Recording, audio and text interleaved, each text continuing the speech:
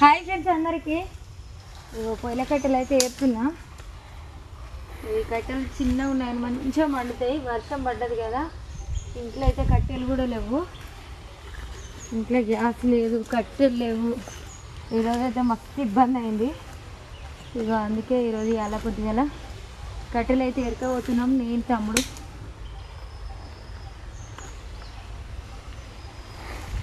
ఇంకో ఇటు మంచిగా ఉన్నాయి.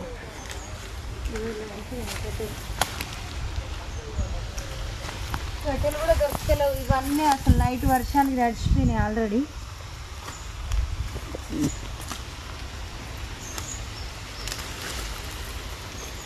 మొత్తం చీరే.